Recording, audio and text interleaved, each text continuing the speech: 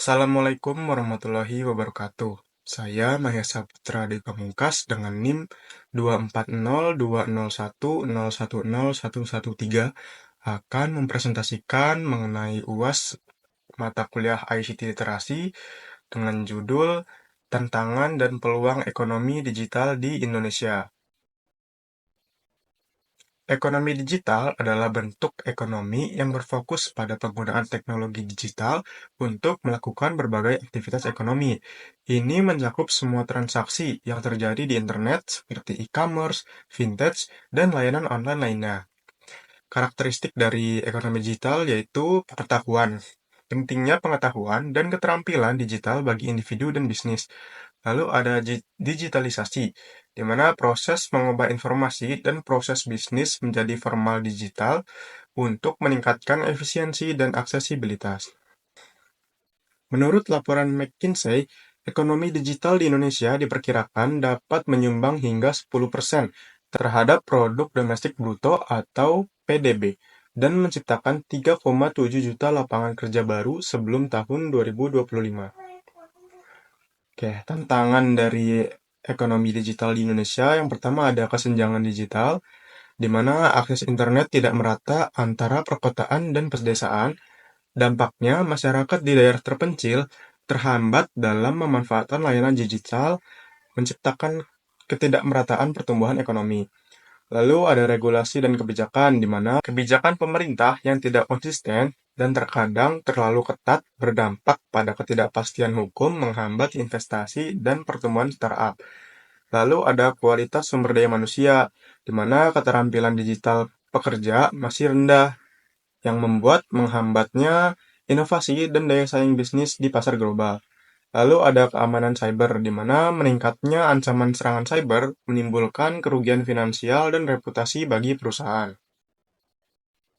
Lalu ada peluang ekonomi digital di Indonesia, yaitu ada pertumbuhan e-commerce, di mana pasar e-commerce yang berkembang pesat memberikan manfaat jangkauan pasar yang lebih luas serta meningkatkan penjualan. Lalu ada inovasi startup, di mana munculnya startup inovatif seperti vintage, edtech, atau helpdesk memberikan solusi baru dan membuat lapangan kerja baru serta menaikkan pertumbuhan ekonomi. Lalu ada transformasi UMKM, di mana UMKM beradaptasi dengan teknologi digital menimbulkan efisiensi operasional, akses pasar global, dan daya saing jadi meningkat. Lalu dukungan pemerintah, di mana regulasi yang lebih baik dan insentif bagi startup menimbulkan kepercayaan investor meningkat, serta investasi sektor teknologi jadi meningkat. Lalu dampaknya terhadap UMKM, yang pertama pengaruh dari e-commerce, di mana e-commerce terbukti memberikan pengaruh positif yang signifikan terhadap pendapatan UMKM. Penelitian menunjukkan bahwa transaksi melalui platform e-commerce dapat meningkatkan kinerja dan keberlangsungan usaha kecil. Sementara itu, pengaruh dari vintage menawarkan solusi keuangan yang lebih cepat dan praktis bagi UMKM, seperti pinjaman online dan pembayaran digital. Ini sangat membantu UMKM yang kesulitan mendapatkan akses ke perbankan tradisional. Lalu dampaknya bagi ekonomi digital, UMKM berkontribusi signifikan terhadap produk domestik bruto atau PDB Indonesia, di mana pertumbuhan e-commerce dan vintage diharapkan dapat memperkuat kontribusi ini untuk mendorong pertumbuhan ekonomi secara keseluruhan. Nah, di sini ada contoh startup yang sudah sukses di Indonesia.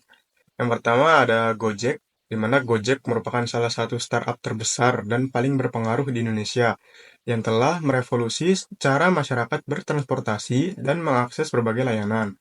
Gojek terus berinovasi dengan menambahkan fitur baru dan memperluas layanannya ke berbagai sektor, seperti kesehatan berupa GoMed dan donasi berupa GoGive. Perusahaan ini juga aktif dalam mengadopsi teknologi baru, seperti kendaraan listrik untuk layanan transportasinya. Nah, dampaknya terhadap sosial dan ekonomi, yaitu Gojek telah menciptakan lapangan kerja bagi ribuan pengemudi ojek dan mitra usaha lainnya. Lalu, startup ini juga berkontribusi pada pertumbuhan ekonomi digital di Indonesia dengan memfasilitasi transaksi online yang meningkat.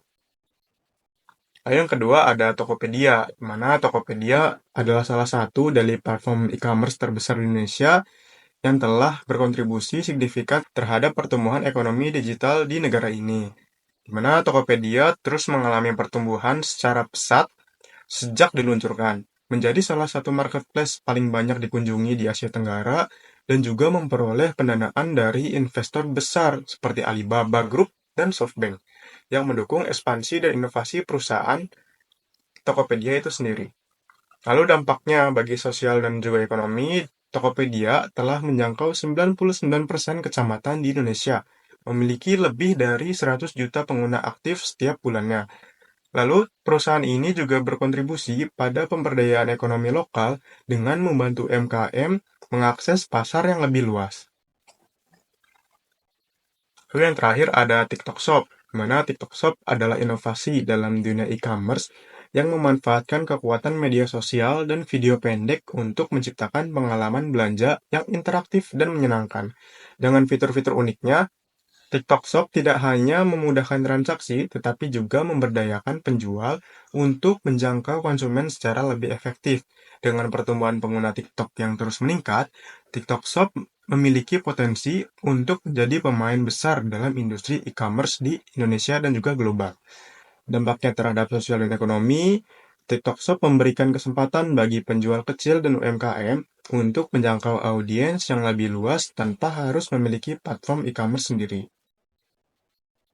Oke, kesimpulannya, ekonomi digital di Indonesia tumbuh dengan pesat, namun tetap harus menghadapi tantangan seperti kesenjangan digital, kualitas SDM yang rendah, regulasi kurang mendukung, dan ancaman cyber. Peluang besar tersedia melalui pertumbuhan e-commerce, inovasi startup berupa vintage edtech, dan transformasi UMKM dengan teknologi. Contohnya ada Gojek, Tokopedia, dan TikTok Shop yang memberdayakan bisnis. Kolaborasi pemerintah, swasta, dan masyarakat penting untuk mengatasi tantangan, menciptakan kebijakan yang inovatif demi pertumbuhan ekonomi digital yang inklusif dan berkelanjutan. Mungkin itu saja dari saya, kurang lebihnya saya mohon maaf.